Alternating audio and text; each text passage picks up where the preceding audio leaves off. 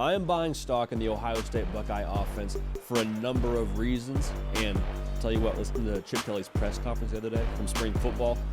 Kind of got the wheels turning a little bit. Not all of them having to do with what's going on the field. So we'll talk about that right now. First things first, make sure you're subscribed right here to the On3 YouTube channel. We talk college football every single day. This is junkie season, like whether it's message board intel, whether it's watching full YouTube college football games, however you're consuming college football, we're talking about whatever you want to talk about right here on this platform, the On3 YouTube channel. On this show, The Hard Count. So make sure you're subscribed. We appreciate you so much in advance for that. As I said, I'm buying stock in Ohio State's offense. I am. Last year, there's no secret, wasn't up to the standard. Right around 30 points a game. That's good for a lot of places, not good enough for Ohio State. I'm buying stock to the tune of, I believe Ohio State is going to be somewhere in the range of 40 points per game in 2024. A big reason for that, you upgrade at the most important position on your offense, your quarterback. And some folks are saying, well, Kyle McCord, Will Howard, kind of the same player. I don't see that at all.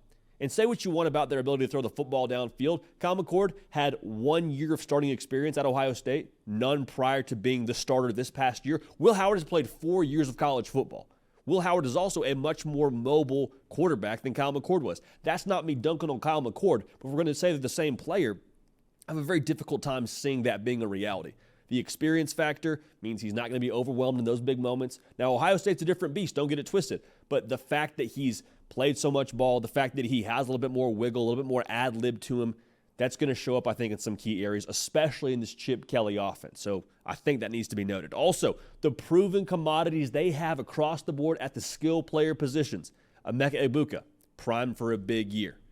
Travion Henderson is a 1,000-yard rusher. We've seen that when he can stay healthy. Then Quinshon Judkins just happens to be on your roster by way of the portal, coming over from Ole Miss, having played in the SEC where he averaged 5 yards a carry on his career.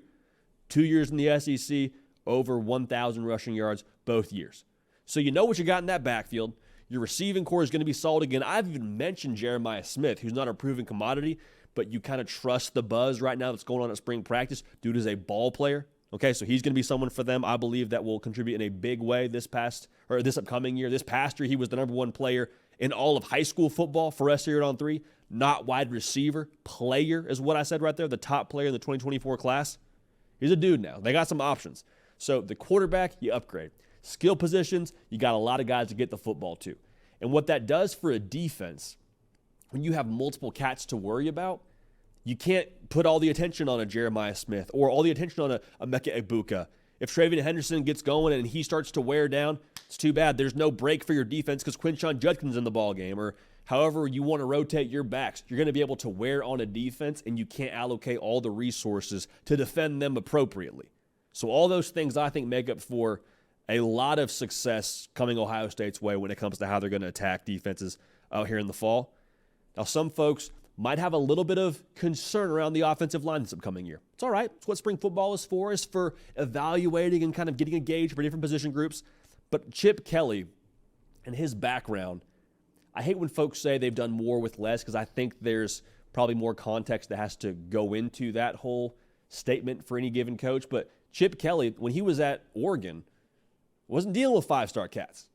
He wasn't recruiting at the creme de la creme when he was out there in Eugene. Mostly it was three-star guys. It was guys that fit their system, and they weren't overpowering folks physically. I say all that to say that with Ohio State's offensive line and Chip Kelly's scheme, they're going to find a way to compensate.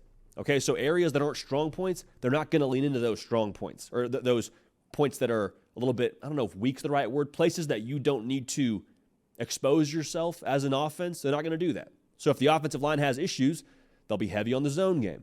All right, so I feel really confident with Chip Kelly running the offense. And I think the other part of this, too, that might get overlooked a little bit, Chip Kelly's a mastermind offensively. No way around it. Mastermind offensively, he's going to make this Ohio State offense better by how he's calling it. Now, what it's going to look like, talked about it a little bit on this show from time to time. I think it'll be run to set up the pass. I think they'll use tempo like Chip Kelly mentioned in his press conference. I think they'll get the ball to playmakers in space. A lot of things that you expect from any offensive coordinator worth their salt. But the big thing with Chip Kelly running the show now, and a big reason why I'm buying stock, I think the synergy between him and Ryan Day, it's hard to quantify that.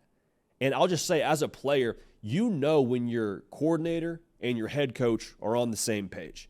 Like you can kind of feel that. It's very noticeable when they're in agreement with what's best for your side of the football, in this case being the offense.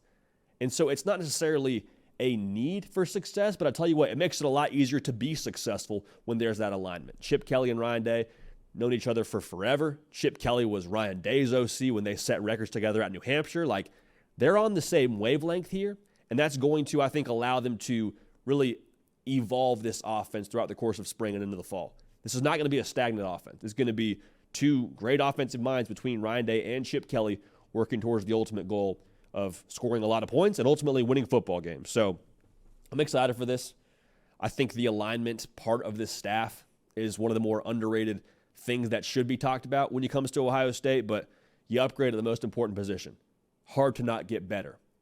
The skill players, again, I feel like we know what we're getting, and every single one of those guys probably short of Jeremiah Smith, just because Jeremiah Smith hasn't played in college football yet, but feels pretty safe to assume he's going to be an absolute stud. The synergy, the alignment, the continuity, and that's a funny word to use, continuity, for Chip Kelly and Ryan Day, but the way that they're on the same page, that's going to bode well for the quarterback, going to bode well for the skill players, because everybody knows what they're supposed to be doing. There's one voice across the board. You're not getting one voice from the head coach and one voice from your OC.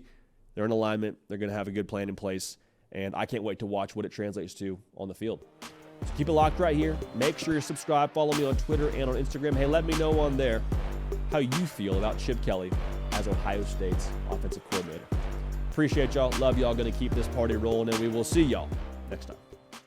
Hey, y'all. Thanks so much for watching. Subscribe to the channel here to make sure you don't miss an episode of The Hard Count. Also, be sure to check out other videos on the On3 YouTube channel.